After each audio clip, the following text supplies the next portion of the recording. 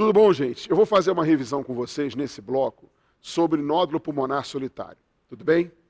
O nódulo pulmonar solitário, vamos definir, né? É qualquer lesão presente no parênquima pulmonar que seja cercada por parênquima pulmonar aerado, tudo bem? E essa lesão deve ter de 0,8 até no máximo 3 centímetros de diâmetro, e ela não pode estar associada à adenopatia hilar, não pode estar associada a derrame pleural e não pode estar associada à atelectasia. Então está aqui a definição. Lesão de 0,8 a 3 centímetros, sem associação com adenopatia hilar, derrame pleural ou atelectasia. Quando a gente vê um nódulo pulmonar solitário, a primeira pergunta que vem na nossa cabeça é a seguinte: pode ser câncer? Claro que sim. A gente sabe que quando um câncer, não pequenas células, é surpreendido nessa fase, a sobrevida em 5 anos chega a 50%, 70%. Bem diferente do câncer não pequenas células, quando é surpreendido em fases mais avançadas. Até o Oates-Cell, que é considerado uma neoplasia de alta agressividade, quando o indivíduo tem a sorte de ter entre aspas, né, de ter um carcinoma pequenas células, surpreendido ainda na fase de nódulo pulmonar, ele tem possibilidade de cura, só que é menor, é 30% a 40% a sobrevida desse indivíduo em 5 anos. Tudo bem? Esse indivíduo pode ter uma lesão benigna, claro. A causa mais comum desses nódulos benignos não é o tumor benigno. A causa mais comum são os granulomas pós-infecciosos, tuberculose principalmente no nosso meio. Curiosamente, o tumor benigno mais comum do pulmão, que é o amartoma, é responsável apenas por 6% dos casos de nódulo pulmonar solitário. Mas vamos voltar ao nosso assunto aqui. Quando você vê um nódulo pulmonar solitário, quais são os dados que nós obtemos na história, né, na avaliação de exames radiológicos anteriores, que falam a favor de malignidade? Vamos ver aqui, ó. O que fala a favor de malignidade, gente? Está aqui, ó. Idade maior que 50 anos. O indivíduo com nódulo pulmonar solitário com mais de 50 anos de idade, a gente tem que considerar a possibilidade muito forte desse nódulo ser maligno. Fumante ou ex-fumante? Aumento do nódulo ou surgimento nos últimos 2 anos. E o que eu quero dizer com isso? O paciente tem uma radiografia de tórax, né, de 2 anos atrás que não tinha nada. E esse nódulo surgiu. Tamanho do nódulo também tem alguma relação, maior que 2 centímetros. Tudo bem? Então, se o indivíduo tiver qualquer um desses aqui, a gente deve considerar a possibilidade do nódulo ser maligno. Mas, obviamente, nós vamos pedir exames complementares, que eu vou falar com vocês daqui a pouco quais são esses exames. Tudo bem? Sugestivo de benignidade. Idade menor que 35, o paciente nunca fumou na vida. Se o indivíduo tiver um exame radiológico, né, anterior e a gente constatar que o nódulo tem o mesmo tamanho há 2 anos, tudo bem? E um diâmetro, né, menor do que 2 centímetros. Tudo isso aqui fala a favor do nódulo ser benigno. A gente sabe que um nódulo benigno, ele não deve ser ressecado, ele deve ser simplesmente acompanhado. Vamos falar nisso daqui a pouco. Vamos embora. Outra coisa, gente, padrões de calcificação de um nódulo. Uma radiografia de tórax, ela pode, né, demonstrar para a gente calcificação no interior do nódulo, apesar da tomografia computadorizada de alta resolução ser o melhor exame que define a calcificação. Um conceito antigo que a gente tem e errado é o seguinte: viu o nódulo pulmonar solitário, ele é um nódulo calcificado?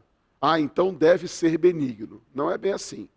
A gente sabe que a maior parte dos nódulos calcificados, realmente a maior parte é benigna. Mas existem neoplasias malignas que podem sofrer calcificação. Então vamos ver as variedades de calcificação que o nódulo pode apresentar. Ó, calcificação central, laminado concêntrico, calcificação difusa, tá certo? Calcificação em pipoca fala a favor de amartoma.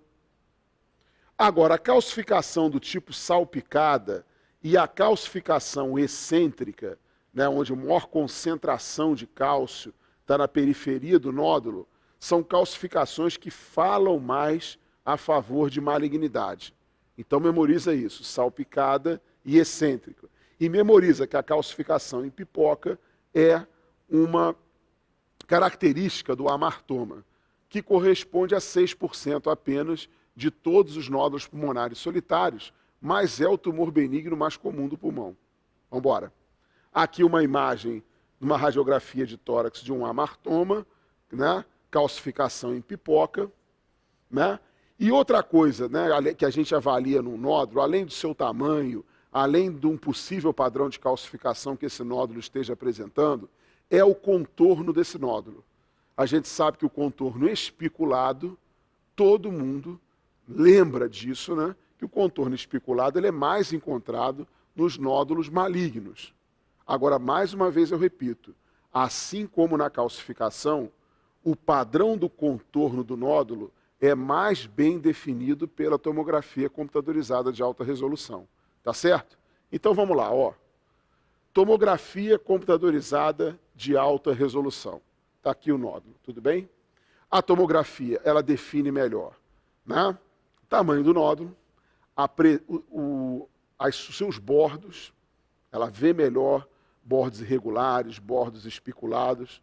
Ela define melhor uma calcificação que muitas vezes não é bem visualizada na radiografia de tórax, ela define melhor essa calcificação.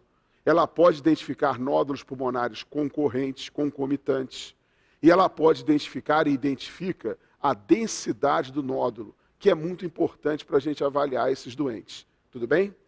A partir da tomografia computadorizada de alta resolução, né, nós podemos dizer que um nódulo tem achado benigno ou tem achado maligno. Vamos ver aqui o achado benigno. Densidade maior do que 185 unidades Hounsfield, sem reforço de contraste da lesão. Tudo bem? Maligno, densidade menor que 164, com reforço de contraste da lesão. Tudo bem? Então, se cai uma questão para vocês, né, que diz o seguinte, ó, um nódulo pulmonar solitário foi avaliado com uma tomografia computadorizada de alta resolução num paciente tabagista, e essa tomografia nos demonstrou reforço de contraste do nódulo. Tudo bem? Isso é a favor de malignidade. Esse nódulo tem que ser ressecado. Por outro lado, um paciente jovem, 28 anos, um paciente que não é fumante, tem um nódulo menor do que 20 milímetros. Esse paciente fez uma TCAR para tomografia de alta resolução para avaliar o nódulo não tem reforço de contraste, esse nódulo tem densidade de gordura, tudo bem? Isso fala a favor de um amartoma. A densidade de gordura na TCAR é uma densidade maior que 185 unidades de Hounsfield, fala a favor de tumoração benigna, fala a favor do amartoma. Tudo bem? Tranquilo? Então vamos lá. Ó, para a gente fechar, nódulo sugestivo de benignidade, o que a gente faz? Acompanhamento periódico com tomografias computadorizadas de alta resolução, em 3, 6, 9, 12, 18, 24 meses. Tudo bem? Então esse acompanhamento ele tem que ser feito num período de 2 anos. Começando com uma TCAR em 3 meses, depois em 6, depois em 9, depois em 12. Aí a partir do 2º ano vai fazer aos 18 e depois, quando fecha os 2 anos de acompanhamento, 24 meses.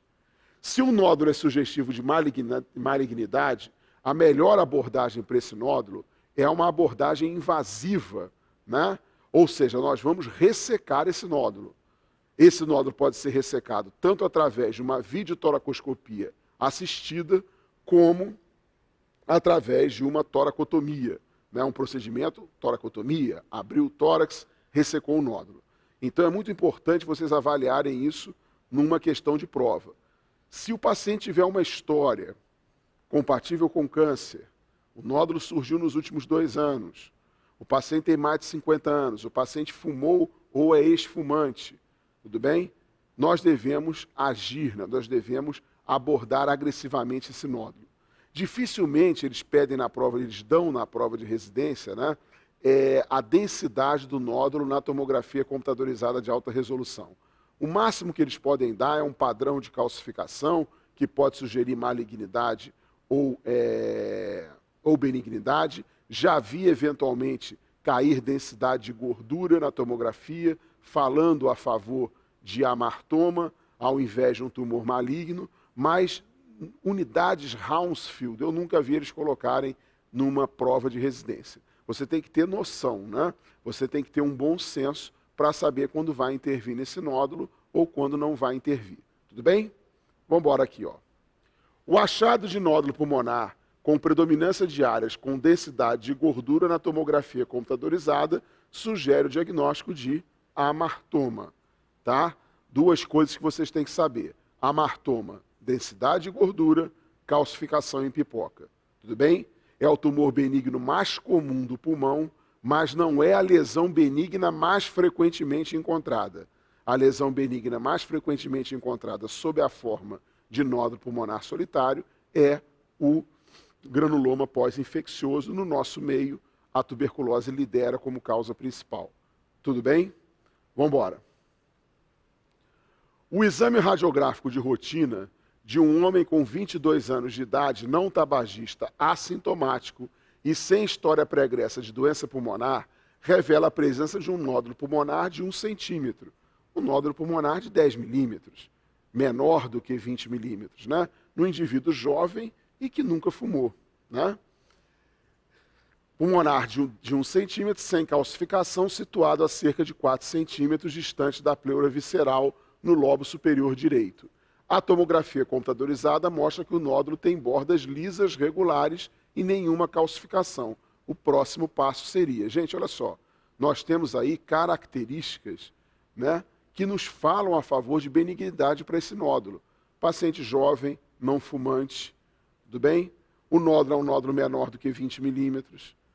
O nódulo tem contornos lisos, tudo bem? A ausência de calcificação não quer dizer nada, pode ser benigno ainda, claro que sim. Tanto o nódulo benigno quanto maligno podem não abrigar cálcio no seu interior.